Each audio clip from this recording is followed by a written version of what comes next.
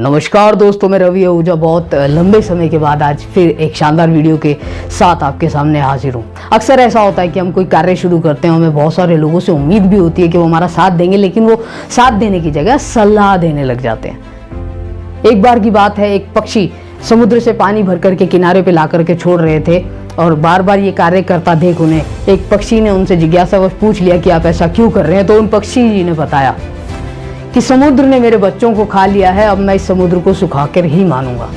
तो उन पक्षी ने उन्हें समझाना चाहा, सलाह दी कि आप ऐसा मत कीजिए, ऐसा हट मत लीजिए, क्योंकि आप छोटे से पक्षी और इतना बड़ा समुद्र, आप ये कार्य असंभव है, नहीं कर पाएंगे। तो उन पक्षी ने जो कहा वो बहुत शानदार था। उन्होंने कहा कि सलाह देनी है तो मुझे मत दीजिए, मुझे अगर देना है तो साथ दीजिए। ये बात सुन करके वो पक्षी उनके साथ लग गए और इसी तरीके से ये साइकिल जब चली तो वहां देखते ही देखते लाखों पक्षी इकट्ठे हो गए और इस कार्य में लग गए। ऐसा होता देख गरुड़ जी भी को जब इस बारे में पता लगा तो गरुड़ जी उन पक्षियों का साथ देने के लिए जब चले तो विष्णु जी ने पूछा कि आप कहाँ जा रहे हैं गरुड़ जी। तो गरुड़ जी ने कहा कि इस तरीके से घटना है और मैं अपने पक्षियों का साथ देने के लिए जा रहा हूँ।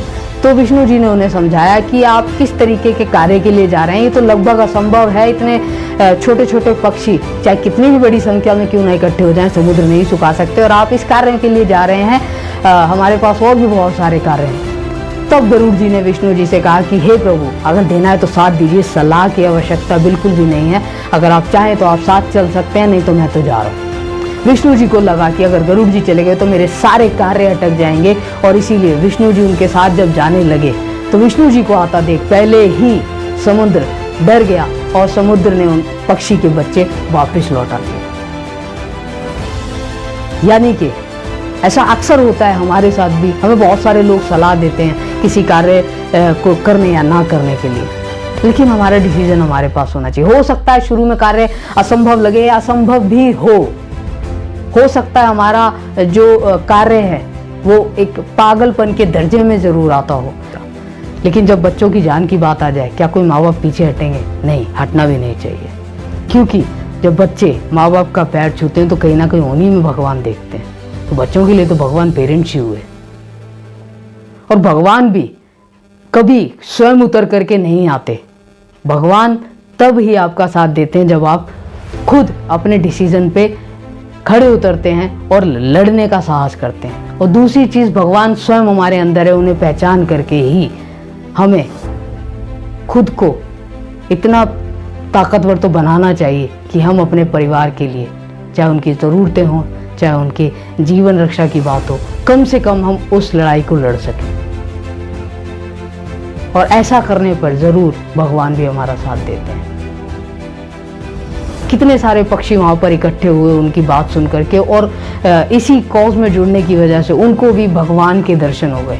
तो ये कहानी हमें बताती है कि जब कोई अच्छा कार्य हो रहा हो तो उसमें अपना योगदान ज़रूर देना चाहिए, ताकि आप भी एक अच्छे कार्य में, एक अच्छे भविष्य के निर्माण करने में, किसी की सहायता करने में, या यूँ कहें कि अपने लिए भी कल को आज किसी एक को ज़रूरत है और आप उसके साथ खड़े होंगे तो कल को आपको भी ज़रूरत पड़ सकती है।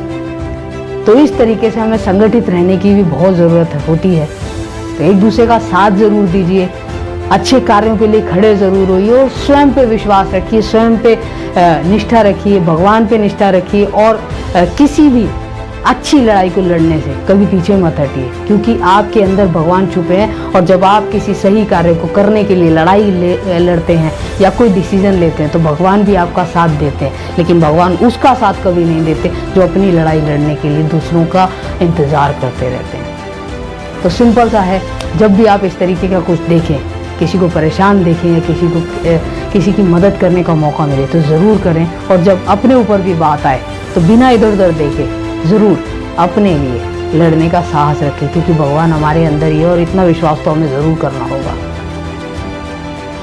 कहानी कैसी लगी ज़रूर बता सकते हैं, और इस कहानी से इंस्पिरेशन लेके जब भी आपको मौका मिले पीछे मत हटिएगा, ज़रूर अपने बच्चों का और अपने आसपास में किसी भी मजबूर का साथ ज़रूर दीजिएगा, क्योंकि आप साथ देंगे तो भगवान को भी मजबूरी में साथ देने के लिए आना ही होगा, लेकिन पहले आप।